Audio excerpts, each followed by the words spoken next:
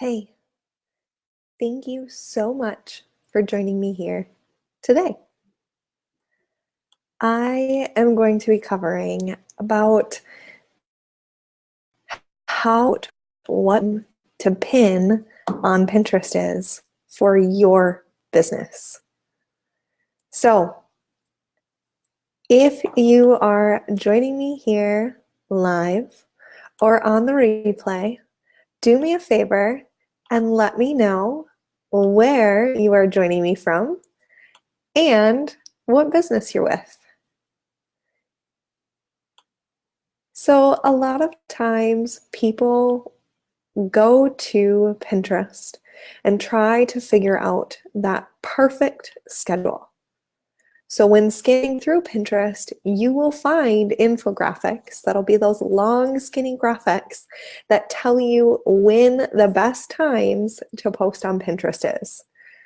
So I get the question all the time, is there a best time to actually pin to my profile on Pinterest? What's going to give me the most click-throughs? What's going to give me that most engagement that I'm looking for, the repins? And I've seen some of you tell me that you've been following those, but you're still not getting the repins and the click-throughs and the signups and the email leads that you're looking for. So how do you figure out what's working and what's not in terms of your schedule? Let me just tell you, like a ton of other things in life, it depends on your unique situation. It depends on what your account is. Hey, thanks for joining me, Michelle. Good morning. Oh, actually, afternoon, Miranda. But it depends on your unique situation. And so even though I love to be outside in the sun and enjoy time with my family, that might not be the best thing for you. You might like to stay indoors and work on projects. So it depends on your uniqueness. My needs and expectations are going to be different than your needs and expectations, and the same thing goes for Pinterest as well. So there can be tons of people saying that they're reviewing all the top results, they're going through all the data and all these top accounts that they're looking at, and that they've figured out exactly when to post, how to post, what to say, and all that. But I'm telling you right now, they can't tell you for your Pinterest account what the best time is. Let me know if you know what the best time is for you. Can you shout out what you think is the best time for your account and how you figured that out? So the thing that I've done a lot of, and if you know me, you know that I love this, is testing. It's unscientific testing. It's have to do. But I've tested a number of different things that the experts say to do in terms of when to schedule your pins. And I don't really see any consistent results when I've tested that. But what I will say is what I have noticed is that the content that you put out there and the consistency that you put it out there is what really matters. So I didn't just come on live here to tell you that it depends on your unique situation. I want to be able to provide you with a way to figure out how you can find that sweet spot for your pinning schedule. So the best time for you to specifically pin is really going to take some time to evaluate the patterns of your followers, the repins, the engagement, the traffic that you're getting from your account, right? So there can be a number of different things when you're looking into these as your account grows. The holidays, different seasons, depending on your niche, can be impacted as well. But in general, you want to go and look at a couple different things to monitor on your account. So if you go on the top right-hand corner of your Pinterest account, you're going to be able to see, top left-hand on a desktop, you're going to be able to see the analytics. And some of you may have a new dashboard, which I'm absolutely in love with. Some of you may still have the old dashboard, which still gives you an amazing amount of data to be able to track, right? So if you have the new dashboard, go ahead and shout out below. If you have the old dashboard, go ahead and let me know. If you're not sure, take a minute and check what dashboard you have. The new dashboard gives you a breakout where you can break out what is paid organic and what is click-throughs, what is repins, what is just monthly viewers, things like that. So I think I need to use Tailwind to schedule them, as my time is all over the place. I so notice that most people look, yep. And so because you notice that it's between 3 and 8 p.m. for you, Miranda, Tailwind is going to really boost that for you, right? And so if you have not started with Tailwind, I definitely suggest that you check it out. This link will give you 60 days free, or I think it's the first 100 pins, depending on what comes first. But definitely check it out because it can help you even get more specific between that 3 and 8 mark. It may be 4:02 p.m. that you get the most interaction on your account. So,